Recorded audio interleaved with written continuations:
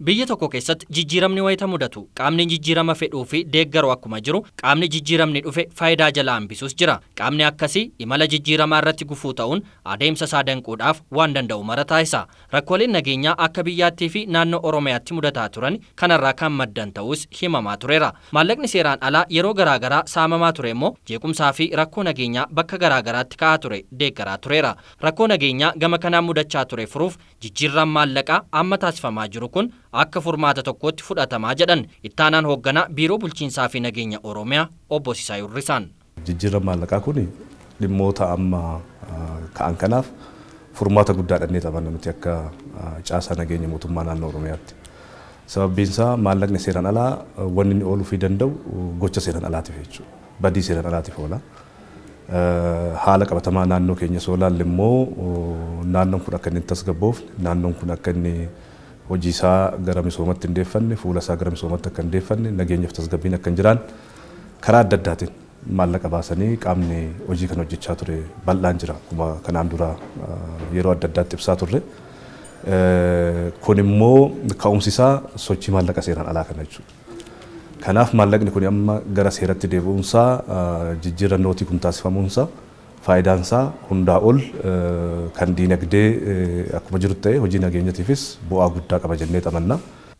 Hojiin jijjiirraanootti birrii sirnaan akka raawwatuu fi sochiiwwan faallaa kanaa ta'an hordofuu fi to'achuudhaaf akka naannoo Oromiyaatti hojiin qindoominaa hojjetamaa jira kan jedhan obbo Sisaay keessattuu magaalotaa fi naannoo sochii akkasiif saaxilamoo ta'an addaan baasuudhaan hojjechaa jirraa jedhu. Fakkeenyaaf boordarii biyya alaa wajjin bakkee wal daangessinu fakkeenyaaf akka naannoo Moyyalee godina Booranaa aanota 5 irratti hojii guddaadha kan hojjetamaa jiru. Akkasumas immoo naannoon keenya fi naannoon Sumaalee bakka itti wal daangessu lafti itti kiisii ta'anii hafan biyya alaa bahuudhaafis galuudhaafis dhimmoonni nama dandeessisan bakka jiranitti qindoomina naannoo sana wajjin uumuudhaan qaama federaalaa jiru wajjin uumuudhaan hojii bal'aan hojjetamaa jira keellan hundeeffame. Kanaaf dhimmoonni akkasii sun saaxilamoodha jedhanii bakka laallutti hojii gurguddaan hojjetamaa kan jiran ta'uu isaaniiti. Jijjiirraanootti birrii guyyaa itti labsamee eegalee sochiiwwan maallaqaa seeraan ala ta'anii fi seera baankiin biyyaalessaa faallaa dhaabbatan garaagaraa mul'achaa jirus jedhan.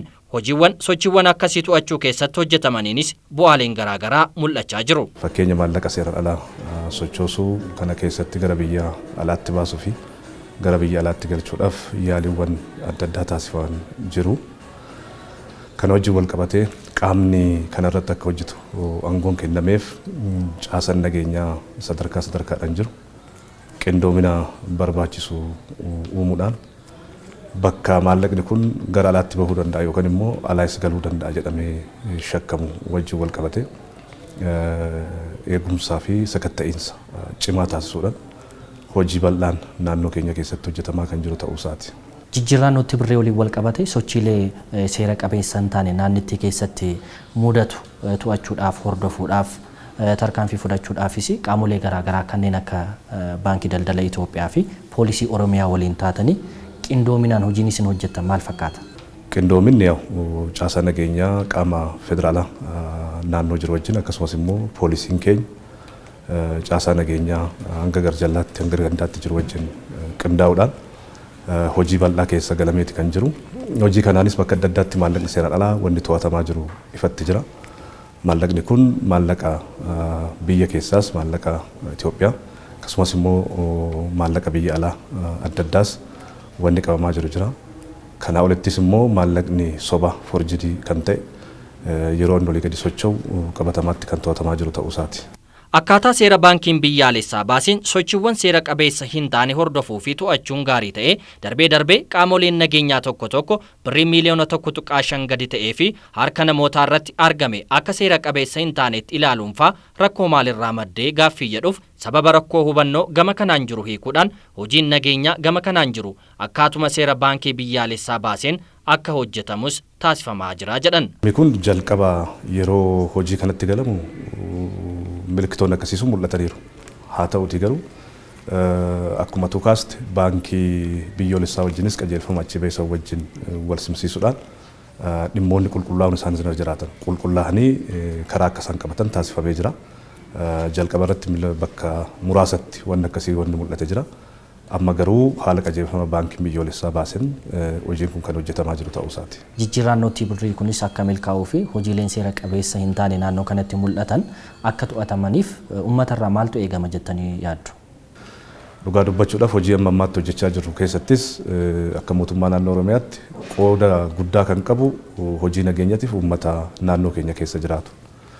Haala qabatamaa jijjiirraa maallaqaa kanas fudhannee yoo ilaalle eeruu adda addaa kan kennu caasaa nageenyaa maddii dhaabbatee tumsee waliin gochoota akkasii kana saaxilee seeratti dhiyeessuudhaaf kan wajjin hojjechaa jiru uummata bal'aa naannoo keenya keessa jiru.